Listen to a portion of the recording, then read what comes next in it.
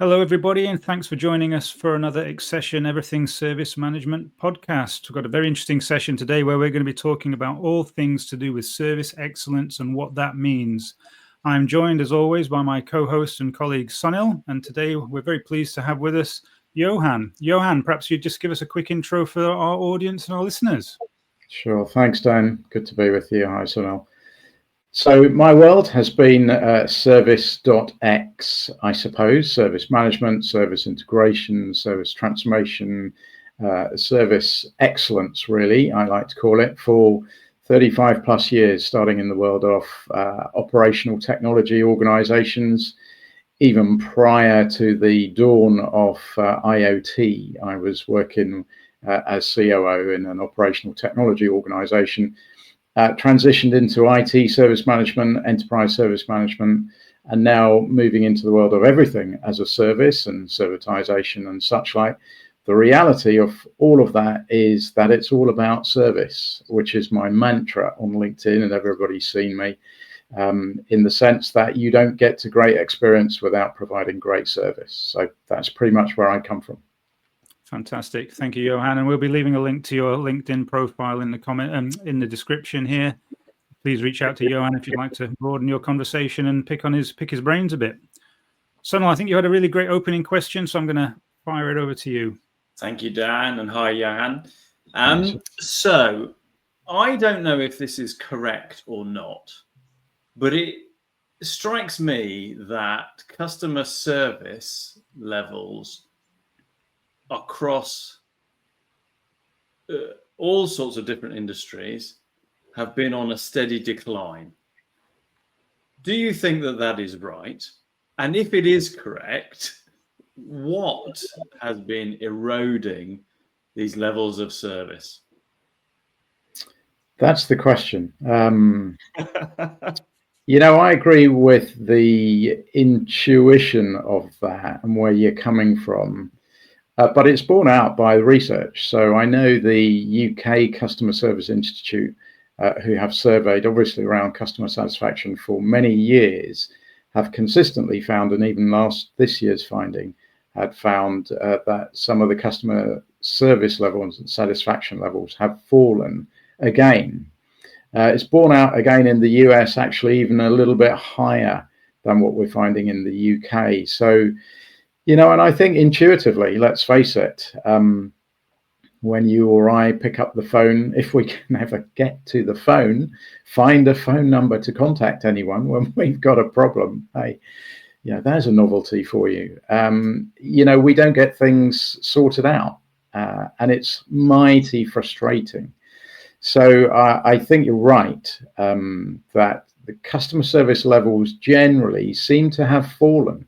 And it's bemusing because, we all live in this amazing era of what I think is great technology. And I do. I generally love the technologies that we've got. And yet we've got all this capability at hand, but we've got falling service levels and falling satisfaction levels. And you kind of scratch your head going, well, why? What's going on? Right? So I think you're right. Okay. Do you think then, Johann, sorry, Sunil, do you think then, Johann, there's potentially an expectation recalibration needed, or indeed that the management of people's expectation needs to be handled better to kind of address that in part? I'm sure that's not the silver bullet here. Dan, I think you're absolutely right. You've hit the nail on the head, really. I think, look, we all as customers and consumers, we're insatiable. So I genuinely pity the organization that is trying to serve its customer extremely well. It is extremely difficult these days. It's a complex world that we live in.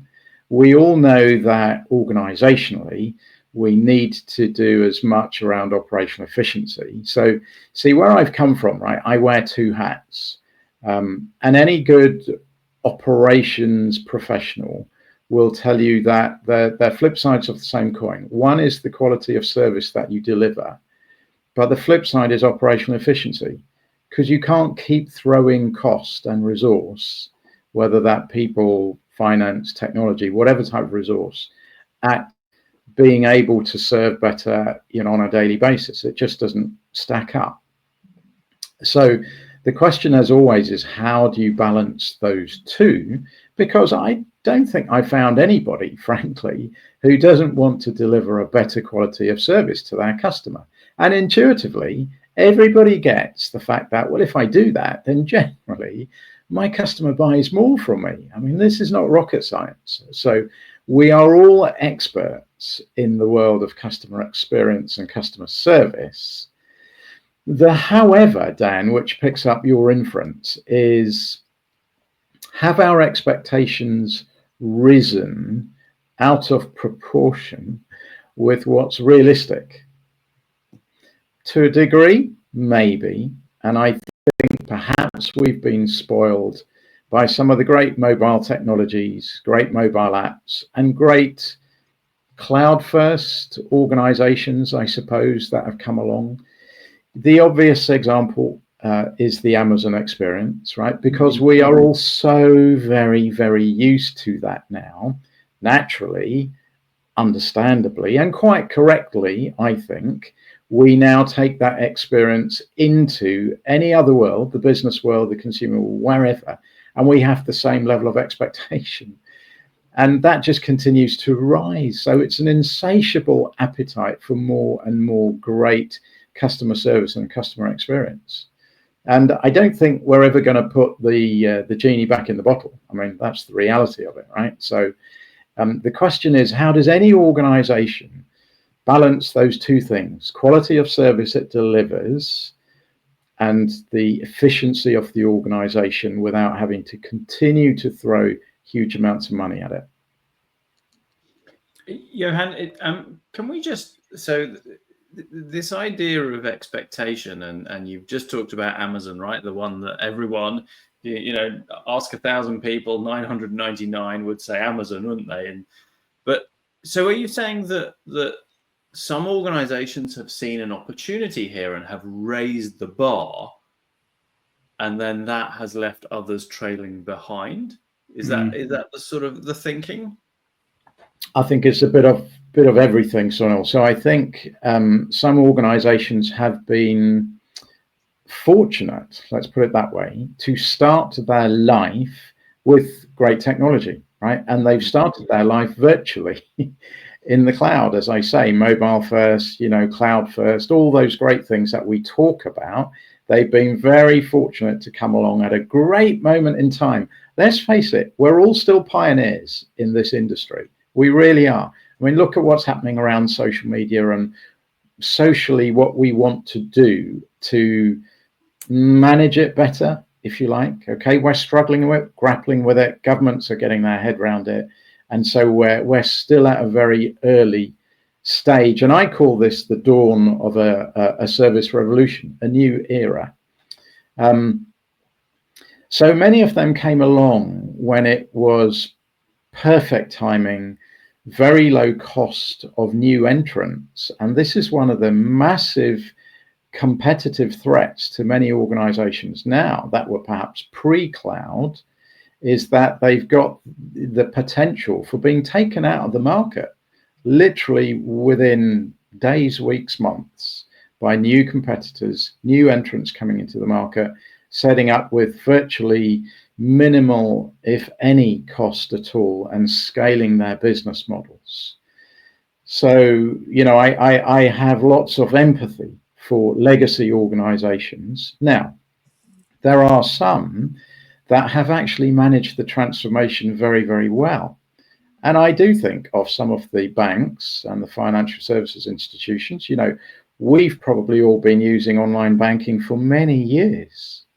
You try finding a branch in your high street. Well, yeah.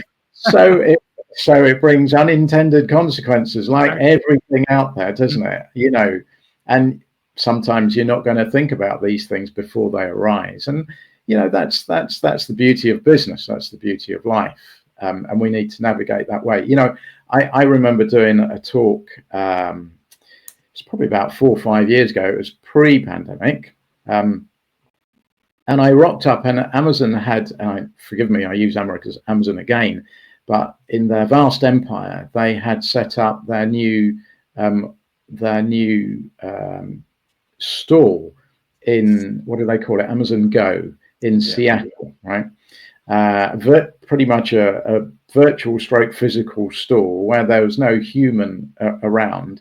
And initially I thought, wow, how wonderful. This is fantastic. I love it. I don't need to interact with anybody anymore. I can go into the shop, pick up, scan my codes, and I'm out before anything's happened. No queues, no nothing. Love it. And then I got to thinking about my dad at the time, and sadly my dad's passed away now, but my dad at the time, he used to go out to the shops every day purely because he needed to see and talk to people. And socially, I said to everybody, look, guys, just because we can doesn't mean we should from a societal perspective. And those are the types of things that we've always got to have in the back of our mind. And, we're being swept up, and it's going to get, faster by the whole AI revolution. And it is a revolution. And I firmly believe that. But we need to be mindful of what type of society we want to create for ourselves in the future. Yeah, I think it's different models. Different models suit different application there. That's a great example of the whole social aspect to it. I think that's been echoed in a number of other examples, which I can't quite think of right at this point in time. But certainly, yeah, definitely want to consider. One question for the listeners, have you got thoughts around that? Leave a comment. Let us know what you think. So Johann, I mean, Dan, I think the NHS actually, as an example, perhaps of a sector where, if there was a transition to not seeing patients face to face, then there are whole subsets of our community who would really suffer, because actually that is a point of interaction for them with humans, but yes, there will be others out there as well. But so Johann, I mean, a part of your role in your the organization you've set up, right, is to help organizations recognize this, but also think about how they transform themselves for the future, right, to improve the levels of service that they give to their customers, whether they're internal users or external facing organizations.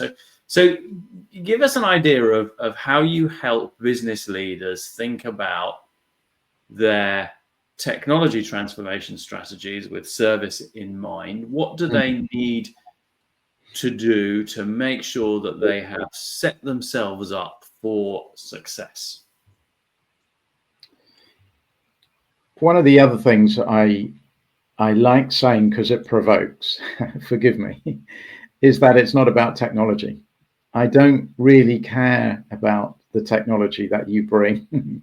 I don't care about your projects even, or your initiatives, or your solutions, or your, initiatives, your programs. Usually I buy a service, because even with products, the only way you can often get to a product is you actually need to engage in what I call a service before you get to it. And the day and age now of actually transforming products into selling them and delivering them as services with the great web technologies that we've got is right with us, right? So there's a whole swathe of industry that is actually in the process of transforming its product into as a service offering. And I was at a manufacturing conference just a couple of weeks ago where, the manufacturing organizations are really struggling with this. Many of them have been slightly behind the curve, let me say, for around the technology transformation stuff and digital transformation. And they're grappling with what does that mean by way of, manufacturing processes into the whole world of product, but now actually not selling the product anymore, but selling the outcome. And if you think about that, and this is one of the great opportunities we have as well, I think the opportunity to increase the sustainability aspect and benefit for the planet is right there now by transforming, from just selling kit and stuff that goes obsolete, needs to be thrown out and replaced. When you leave the responsibility and the ownership with the manufacturer on towards the world of operational efficiency, the manufacturer now wants to sweat the asset as much as they can. So actually, it's in their interests to keep that same product running for a lot longer, therefore reducing the amount of wastage that would normally get thrown out, right? So improving and increasing the sustainability, which is always a good thing. So one of the first things, you can hear it in that conversation, one of the first things that I talk with execs about is, well, what are you doing? And actually, are you aware of some of the trends in the marketplace around delivering your product now, not just as a product, but as a service, with all the wrappers around that, and massive benefits for both the customer, but for your organization as well. And once we go through that, let's get your head around this one, then the obvious one to ask is, well, how is your organization structured to deliver in this new world? If you think about it, selling a thing is a lot different to selling a service online. You've got tangible versus intangible pretty much, right? And even for a sales organization, that's quite hard sometimes getting your head around that. So there's lots of cultural and leadership aspects to the direction of travel. But essentially, you then get into looking at what are the capabilities in your organization, and can you achieve the business outcomes that you want to, and stay focused on those. Eventually, you will get to technology. And that's where the technology is really important. And I'd never say it's not. It is. And for me, one of the big aspects of the technologies that you have to adopt there are the platforms, the enterprise platforms. And taking a very, very simplistic view, if you assume upfront you've got the CRM type platforms, at the back you might have the ERP type platforms, well, you need to have a platform somewhere in the middle. And for me, that joins up the whole organization. For me, that is the enterprise service management platform, right? And that's what, you and I have been doing for many years, right? And how many times, I get called in to run the projects and programs, and I go, guys, why didn't you talk to us 6 months ago? Because I wouldn't start from where you are today. In fact, I had one of my biggest clients, one of the big food manufacturing organizations, global. The program director said to me after a week, he said, wow, we would have saved ourselves 6 months worth of significant consulting cost, where we just did process re-engineering after process re-engineering.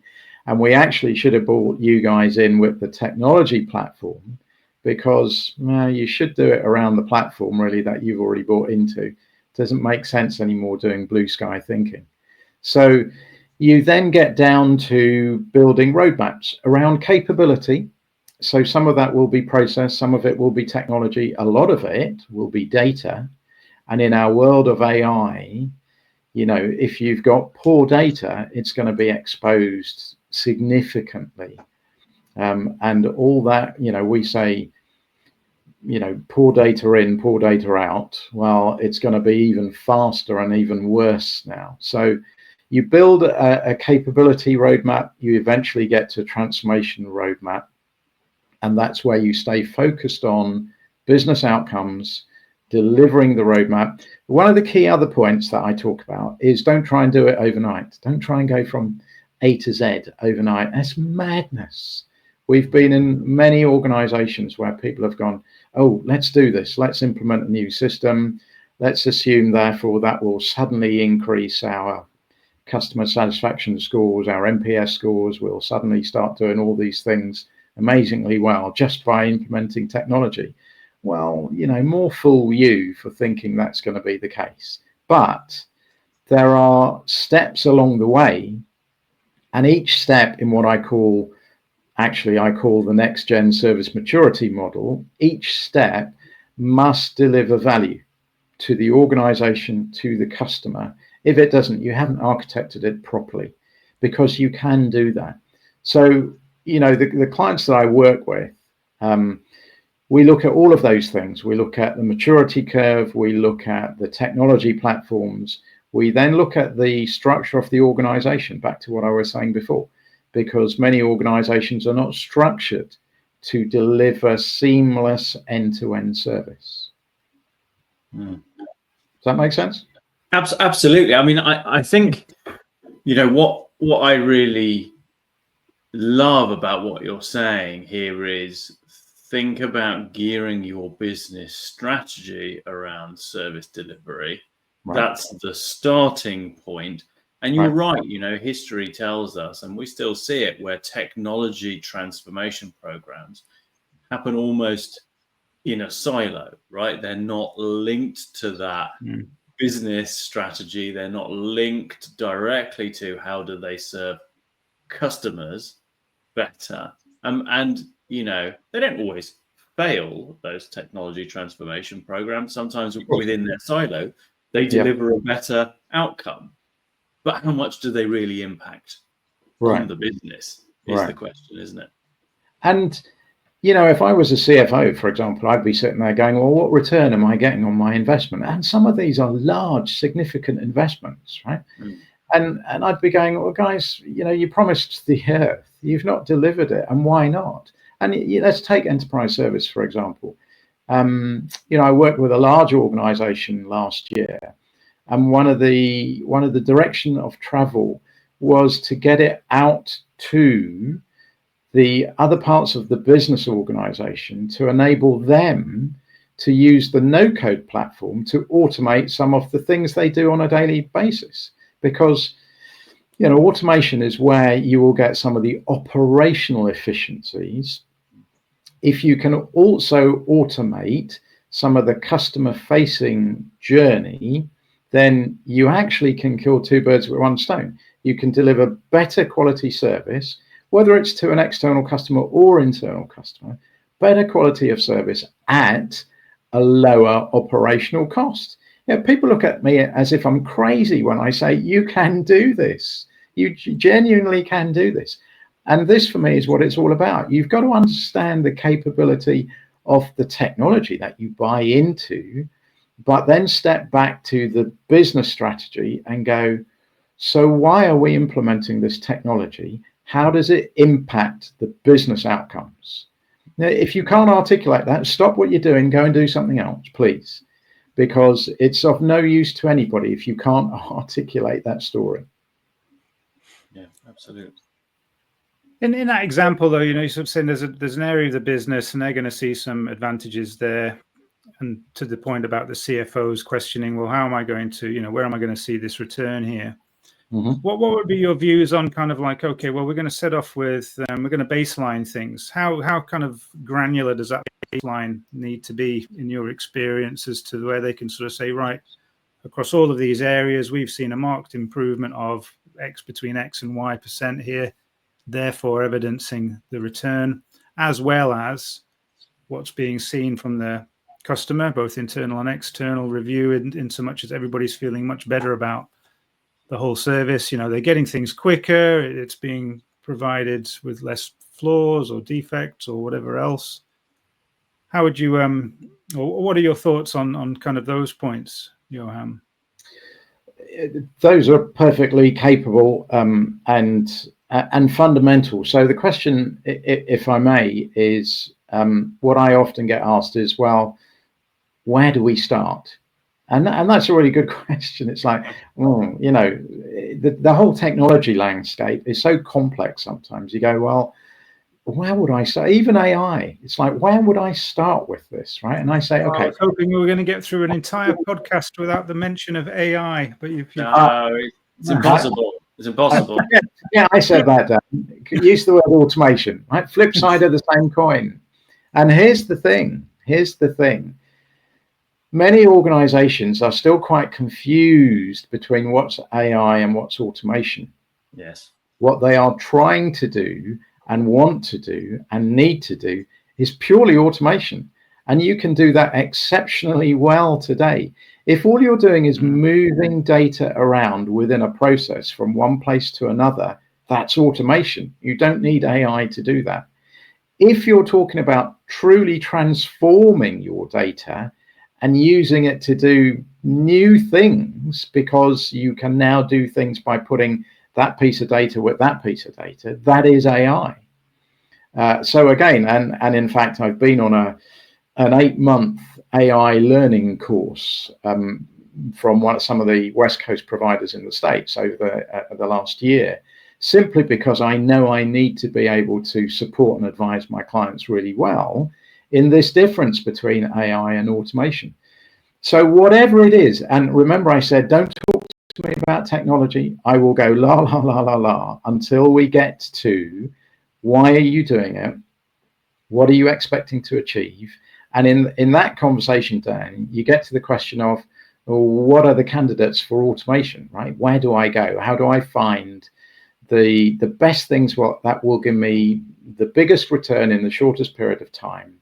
And you go and find them. You simply ask people the questions. It's like, okay, I speak to the COO of this large organization I was working with, and I was saying, look, forget where I'm coming from and what platform I've got behind me. If I was to ask you and your teams, what are the processes that cause you huge amount of time, effort, angst, pain, etc.? Just talk to me about what it's like on the ground. And as you do that, the candidates for actually doing something with your automation engine, they just drop out, and you go, great. So if I could automate you doing this, this, and this, would that be beneficial? And everybody goes, well, when can you do that by? And it's like, yeah, these are basic. There's no rocket science. How many times have we said, guys, this is basic business process automation, orchestration, and I say, but do it for the right reason. I say the right reason is always serving your customer better, because, and people challenge me to say, no, but it's about customer experience. And I'm going, I'm sorry, guys, look, I've seen this world of customer experience grow from nothing to the monolithic, whatever it is at the moment. What you forget is the very essence of a great experience is a great service, not the other way around. Not the other way around, right? I can get a great service, but the extra bits, let me put it that way, might not lead me to actually think, that was an outstanding experience. But I can't get a great experience without having a great service. Yes. So service is the heart of experience. And in the many decades that we've all been, in this world, we've got confused. Well, I'm sorry. I was going to say, but I'll put you in my camp. Sorry about that, mate. Okay. We've got confused by a lot of great stuff that's come along, huge technology disruptions. Dare I say it, lots of software vendors that have pushed their capabilities very hard and very well, and people that have just taken their eye off the ball. And I'm trying to encourage people to get back focused on service, because if you deliver that, everything else comes. Everything else comes. I think there's such a good point around differentiating service from customer experience, because actually customer experience will vary depending on how much, for example, a customer is prepared to pay for their experience. So, the concept of bronze, silver, gold, you're not going to pay bronze and expect a gold experience, are you? Yet the bronze service that you have paid for can be delivered perfectly. Right. It's the right experience for what you have paid. But don't expect, or right, service, excuse me, for what you have paid, but don't expect the same experience as somebody that's paid for gold. It goes back to Dan's point earlier on, right? By way of our expectations. I agree with you, Sunil, but actually, try explaining that to somebody, because we want the best experience. I would turn that round slightly and say, I can give you a service, and on the same day, Dan may experience that service in a different way to the way you do, Sunil, because you might have been late for a meeting. You might have had your car, have a bash on the way into the office. You might have got out of bed the wrong way. I've delivered exactly the same thing to you, but your experience of it is different to Dan's experience. Basic psychology tells you deliver what you can control. You cannot control how the customer experiences your product or service, but you can influence it by controlling the product and or service that you deliver. And that's all. You can't deliver their experience. So much of it, as you say, is up to them, right? You can do lots of things along the way, but I say, well, that's why you just got to stay focused on delivering an outstanding, seamless, frictionless, end-to-end service. And that for me is what it's all about. That's why I bleat on about this thing, that it's all about service. And by the way, forgive me, you've got me on my hobby horse now. Look, honestly, service is not just the after sale thing. Right? People go, oh, well, we've got a customer service department. No, our service says no, it's not. Service starts from the moment a prospective customer even wants to engage with your organization. Often that's via a website or an advert or something that they've seen, right? That is the moment you start serving your prospective customer, and then that goes all the way through the customer journey. Stay focused on service and everything else will start to fall into place. Simple. No, it's so true, right? Because, if you're thinking to buy something, you go to the website and the website doesn't load or anything else, you've already got a bad experience there, right? Because of the services that sit behind that. So, I fully go with what you're saying there, Johann. And just to coin an expression that Sunil and I heard from somebody we spoke to a while back, is that nowadays, if you're meeting expectations, you're exceeding them. I think was how it was put. And to the point we made at the outset of this session, it's that decline in the overall experience and feedback around customer experience and so on. Almost kind of rings true with that as well, because people aren't getting their expectations met. So, absolutely, absolutely, and so everything else struggles. I had this is just to, sorry, Dan, this is just to show you the madness that we've got into, right? I had one of the media engineers, let's put it that way, out to fix my home media kit the other day.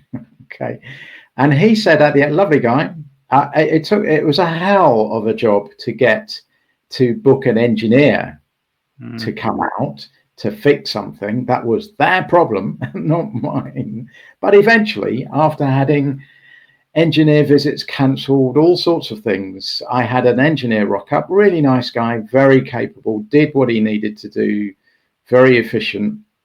And he said to me at the end, he said, Mr. Diaz, he said, I hope you don't mind, but would you mind giving me a 5 out of 5 when they call you? I'm like, what? A 5 out of 5? Why? For what?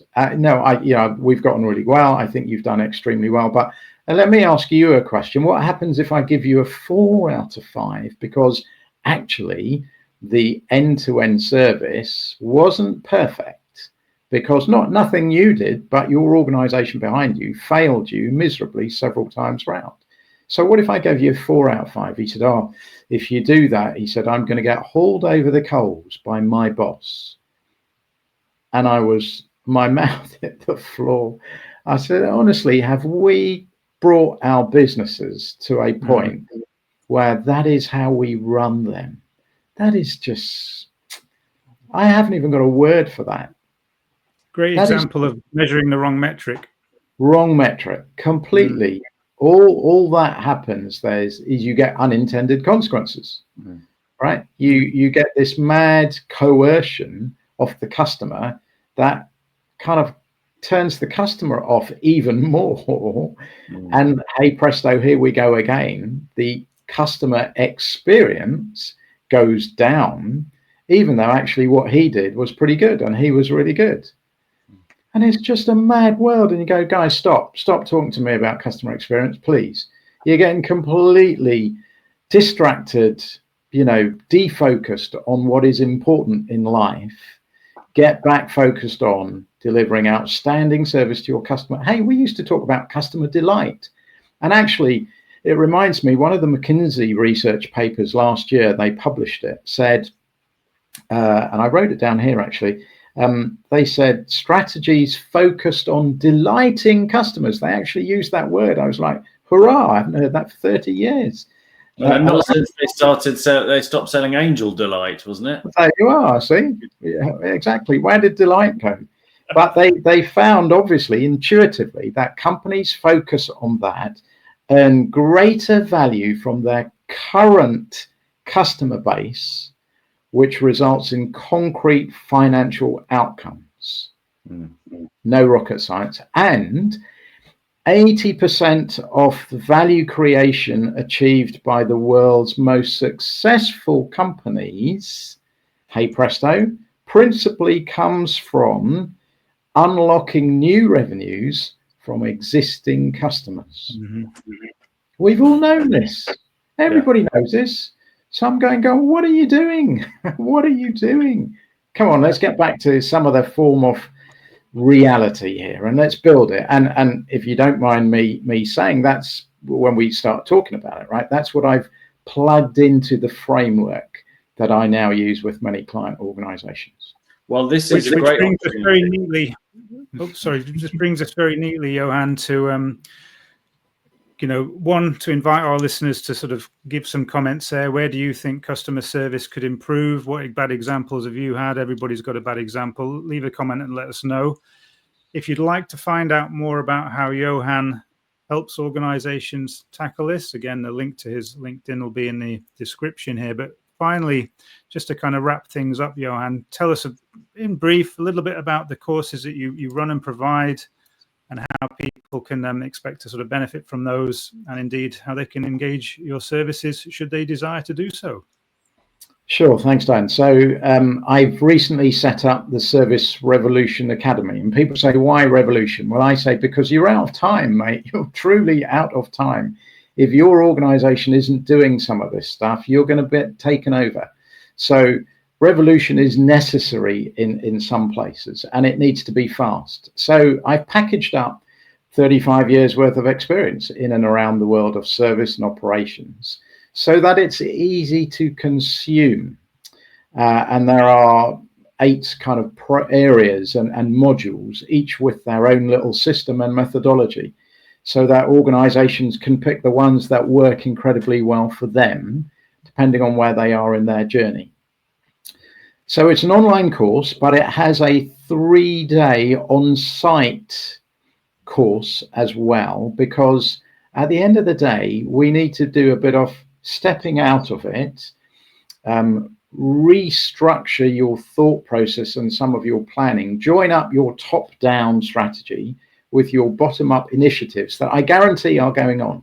I absolutely guarantee they're going on, but they might not be joined up yet. So we do a 3-day program, and out of that, the client comes out with an implementation plan, because my career has been all about implementation. We talked about some of the organizations that, I've worked with and we've worked with. And then I wrap around that time from me. either in a one-to-one or a one-to-many group coaching environment for 3, 6, 9, 12 months, so that I can help people deliver. That's what it's about, deliver some of the real world changes. That's the focus. It's about implementation. It's not a normal, quote unquote, customer service course. It's not that. That's why I call it the Service Revolution Masterclass. It's really for senior business leaders who've got the need, the desire, the power, the resources. They are upscaling their business, if you like. They want to grow the revenues and everything else. And they do it by differentiating themselves through service. Sunil, as you said, that's exactly it. Sounds extremely comprehensive. And for those of you listening, if you'd like to find out more, I'll say it once more, get in touch with Johann and we'll provide details to reach out. Johann, thank you ever so much for joining us on this session. Really, really interesting, very insightful, and for sharing the information and knowledge and some of the anecdotes that you have. Sunil, anything from you just before we conclude? No, I just want to say thank you, Johann. I mean, we've known each other for a long time now, and I think your experience and insight on this topic could benefit so many organizations. So, I would encourage people to make contact. Thank you, guys. Good to talk to you as always. Take care of yourself. Thank you. Thanks, everyone, for listening. Don't forget to like and subscribe. If you've got ideas for other podcasts you'd like us to cover, please get in touch. See you soon.